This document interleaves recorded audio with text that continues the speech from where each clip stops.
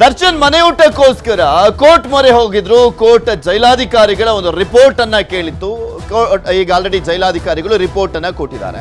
ಇದರ ವಿಚಾರಣೆಯನ್ನ ಸೆಪ್ಟೆಂಬರ್ 5ಕ್ಕೆ ಮುಂದೂಡಿಕೆ ಮಾಡಲಾಗಿದೆ. ವಿಚಾರಣೆಯನ್ನ ಮುಂದೂಡಿರುವಂತದ್ದು ಹೈಕೋರ್ಟ್. ದರ್ಶನ್ ಮನೆಯೂಟದ ಅರ್ಜಿಯ ವಿಚಾರಣೆಯನ್ನ ಸೆಪ್ಟೆಂಬರ್ 5ಕ್ಕೆ ಮುಂದೂಡಿಕೆ ಮಾಡಲಾಗಿದೆ. ಸೊ ಹೀಗಾಗಿ ಇನ್ನೂ 15 ದಿನ ಕಾಯಬೇಕಾಗಿದೆ ನಟ ದರ್ಶನ್. ಜೈಲಾಧಿಕಾರಿ ವರದಿಯನ್ನ ಸ್ವೀಕರಿಸಿರುವಂತದ್ದು ಹೈಕೋರ್ಟ್. ಜೈಲಾಧಿಕಾರಿಗಳಿಂದ ಊಟದ ಅರ್ಜಿಯನ್ನ ತಿರಸ್ಕಾರ ಮಾಡಲಾಗಿದೆ. ಮನೆ ಊಟದ ಅರ್ಜಿಯನ್ನ, ಜೈಲಿನ ಊಟ ಚೆನ್ನಾಗಿದೆ ಅಂತ ಕೋರ್ಟ್ಗೆ ಮಾಹಿತಿಯನ್ನ ಕೊಡಲಾಗಿದೆ.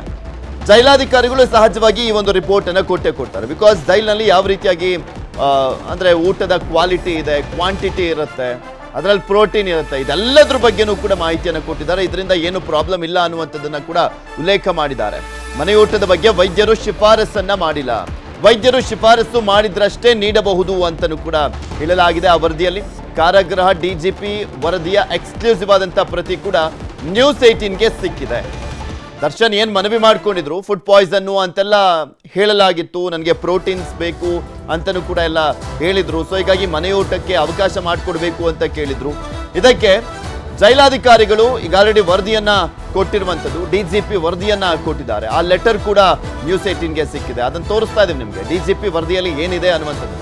ಭುಜದ ಶಸ್ತ್ರಚಿಕಿತ್ಸೆ ಬಿಟ್ಟು ಬೇರೆ ಸಮಸ್ಯೆಯನ್ನ ಉಲ್ಲೇಖ ಮಾಡಿಲ್ಲ. 17/7/2024 ದರ್ಶನ್ಗೆ ವೈರಲ್ ಫೀವರ್ ಬಂದಿತ್ತು. ಅಂದ್ರೆ ಕಳೆದ ತಿಂಗಳು ವೈರಲ್ ಫೀವರ್ ಬಂದಿತ್ತು.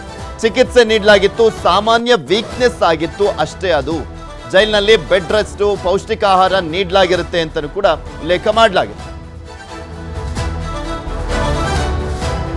ಇದೆಲ್ಲದ್ರ ಬಗ್ಗೆ ಮತ್ತಷ್ಟು ಮಾಹಿತಿಯನ್ನ ಕೊಡ್ತಾ ಹೋಗ್ತಾರೆ ನಮ್ಮ ಪ್ರತಿನಿಧಿ ಮಂಜುನಾಥ್. ನ್ಯೂಸ್ ಡೆಸ್ಕ್ ಇಂದ ನೇರ ಸಂಪರ್ಕದಲ್ಲಿ ಜಾಯಿನ್ ಆಗ್ತಾ ಇದ್ದಾರೆ. ಮಂಜು, ನೋಡ್ತಾ ಇದ್ವಿ ಸೆಪ್ಟೆಂಬರ್ 5ಕ್ಕೆ ಈಗ ಆ ಒಂದು ವಿಚಾರಣೆಯನ್ನ ಮುಂದೂಡಿಕೆ ಮಾಡಲಾಗಿದೆ. ಈ ಸಂದರ್ಭದಲ್ಲಿ ವರದಿಯನ್ನ ಕೊಡಲಾಗಿದೆಯಲ್ಲ, ಆ ವರದಿಯ ಹೈಲೈಟ್ಸ್ ಅಂತ ನೋಡ್ತಾ ಹೋದಾದ್ರೆ ಪೃಥ್ವಿ, ಕಳೆದ 2 ತಿಂಗಳಿಂದಲೂ ಕೂಡ ಅಷ್ಟೇ ನಟ ದರ್ಶನ್ ಮನೆ ಊಟವನ್ನು ಕೋರಿ ಒಂದು ಕಡೆ ಕೋರ್ಟ್ನಲ್ಲಿ ಅರ್ಜಿಯನ್ನು ಹಾಕ್ಕೊಂತಿರುವಂಥದ್ದು. ಒಂದು ಕಡೆ ಮ್ಯಾಜಿಸ್ಟ್ರೇಟ್ ಕೋರ್ಟ್ಗೆ ಅರ್ಜಿ ಹಾಕ್ಕೊಂಡಿದ್ರು, ಆದರೆ ರಿಜೆಕ್ಟ್ ಮಾಡಿದ್ರು. ತದನಂತರ ಹೈಕೋರ್ಟ್ಗೆ ಕೂಡ ಅಷ್ಟೇ ಅರ್ಜಿಯನ್ನು ಹಾಕ್ಕೊಂಡಿದ್ರು.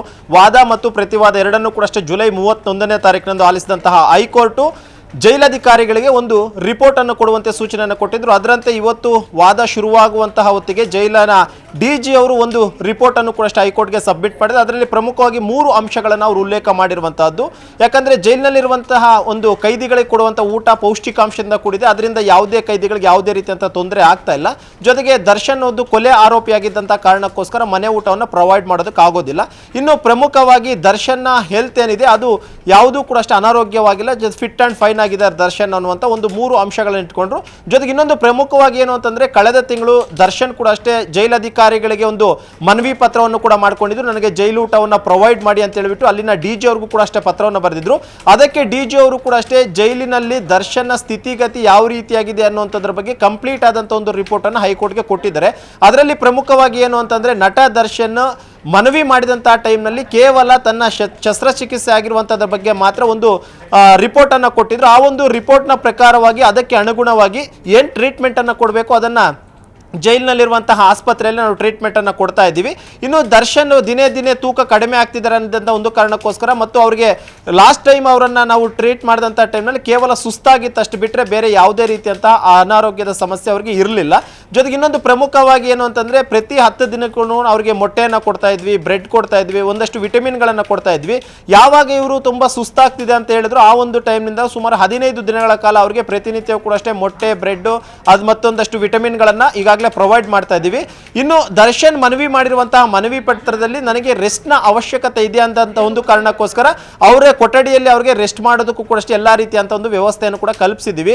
ಇಲ್ಲಿವರೆಗೂ ಕೂಡ ಅಷ್ಟೇ ಪರಪ್ರ ಆಗ್ರಹದಲ್ಲಿ ದರ್ಶನ್ಗೆ ಮನೆಯೂಟದ ಅವಶ್ಯಕತೆ ಇದೆ ಅನ್ನುವಂಥದ್ದು ಯಾವುದೂ ಕೂಡ ಅಷ್ಟೇ ನಮಗೆ ತಿಳಿದು ಬಂದಿಲ್ಲ. ಜೊತೆಗೆ ಕೊಡುವಂಥ ಅನಿವಾರ್ಯತೆ ಕೂಡ ಅಷ್ಟೇ ಬಂದಿಲ್ಲ. ಯಾಕಂದರೆ ಜೈಲಿನಲ್ಲಿ ನಾವು ಕೊಡ್ತಿರುವಂಥ ಊಟ ಅಷ್ಟೊಂದು ಪೌಷ್ಟಿಕಾಂಶದಿಂದ ಕೂಡಿದೆ ಅನ್ನುವಂಥ ಒಂದಷ್ಟು ಅಂಶಗಳನ್ನು ಉಲ್ಲೇಖ ಮಾಡಿಕೊಂಡು ಜೈಲಿನ ಡಿ.ಜಿ. ಆಗಿರುವಂಥ ಮಾಲಿನಿ ಕೃಷ್ಣಮೂರ್ತಿ ಅವರು ಹೈಕೋರ್ಟ್ಗೆ ಒಂದು ವರದಿಯನ್ನು ಕೊಡ್ತಾರೆ. ಆ ಒಂದು ವರದಿಯನ್ನು ಆಲಿಸಿದಂಥ ಜಡ್ಜ್ ಕೂಡ ಅಷ್ಟೇ SPP ಅವ್ರಿಗೊಂದು ಪ್ರಶ್ನೆಯನ್ನು ಕೇಳ್ತಾರೆ. ಇದರ ಮೇಲೆ ನೀವು ಯಾವ ರೀತಿ ಅಂತ ನಿರ್ಧಾರವನ್ನು ಮಾಡಿದಿರಿ, ಏನು ಉತ್ತರ ಇದಕ್ಕೆ ಅಂದಂಥ ಪಕ್ಷದಲ್ಲಿ ಜೈಲೂಟವನ್ನು ಯಾವುದೇ ಕಾರಣಕ್ಕೂ ಮುಂದುವರಿಸಬೇಕು, ಮನೆ ಊಟವನ್ನು ನಾವು ಯಾವುದೇ ಕಾರಣಕ್ಕೂ ಕೊಡೋಕೆ ಬರೋದಿಲ್ಲ ಅಂತ ಖಂಡಿತವಾಗಿ ಹೇಳಿದ್ರು. ಜೊತೆಗೆ ಈ ಒಂದು ವರದಿ ಏನು ಕೊಟ್ಟಿದ್ರು ಇವರು ಅಧಿಕಾರಿಗಳು ಕೊಟ್ಟಂತಹ ವರದಿಯ ಮೇಲೆಗೆ ದರ್ಶನ್ನ ಪರ ವಕೀಲರ ಕಾಲಾವಕಾಶವನ್ನು ಕೂಡ ಕೇಳಿದ್ರು. ಈ ಒಂದು ಕೇಸ್ನ ಹಿಯರಿಂಗ್ ಅನ್ನು ಮುಂದೂಡುವಂತೆ ಒಂದು ಮನವಿಯನ್ನು ಕೂಡ ಮಾಡಿಕೊಂಡಿದ್ರು. ಅದರಂತೆ ಸೆಪ್ಟೆಂಬರ್ 5ನೇ ತಾರೀಕಿಗೆ ಒಂದು ಕೇಸ್ ಹಿಯರಿಂಗ್ ಅನ್ನು ಮುಂದೂಡಿದ್ದು ಸೆಪ್ಟೆಂಬರ್ 5ನೇ ತಾರೀಕುವರೆಗೂ ಕೂಡ ಅಷ್ಟೇ ನಟ ದರ್ಶನ್ಗೆ ಜೈಲೂಟವೇ ಫಿಕ್ಸ್ ಆಗಿದೆ. ಸೆಪ್ಟೆಂಬರ್ 5ನೇ ತಾರೀಕಿನಂದು ಹೈಕೋರ್ಟ್ ಏನು ಆದೇಶವನ್ನು ಕೊಡುತ್ತೆ ಆ ಒಂದು ಆದೇಶದ ಮೇಲೆ ಕಂಪ್ಲೀಟ್ ಆಗಿ ನಟ ದರ್ಶನ್ಗೆ ಜೈಲೂಟನ ಅಥವಾ ಮನೆಯೂಟನ ಅನ್ನುವಂಥ ಒಂದು ತೀರ್ಮಾನ ಕೂಡ ಆಗುತ್ತೆ. ಪೃಥ್ವಿ, ಓಕೆ, ಧನ್ಯವಾದ ಮಂಜು ನಿಮ್ಮೆಲ್ಲ ಮಾಹಿತಿಗಾಗಿ. ಕನ್ನಡಿಗರ ಮೆಚ್ಚಿನ ನಿಮ್ಮ ನ್ಯೂಸ್ 18 ಕನ್ನಡ ಈಗ ವಾಟ್ಸ್ಆಪ್ನಲ್ಲಿಯೂ ಲಭ್ಯ. ಕರ್ನಾಟಕ ಮತ್ತು ದೇಶ ವಿದೇಶದ 360 ಡಿಗ್ರಿ ಸುದ್ದಿ ವಿವರವನ್ನ ನೀವು ನಿಮ್ಮ ಕೈ ಬೆರಳುಗಳಲ್ಲಿಯೇ ಪಡೆಯೋದಿಕ್ಕೆ ಈ QR ಕೋಡ್ ಅನ್ನ ಸ್ಕ್ಯಾನ್ ಮಾಡಿ. ನಮ್ಮ ಚಾನೆಲ್ ಅನ್ನ ಫಾಲೋ ಮಾಡಿ, ನೋಟಿಫಿಕೇಶನ್ ಆನ್ ಮಾಡಿ.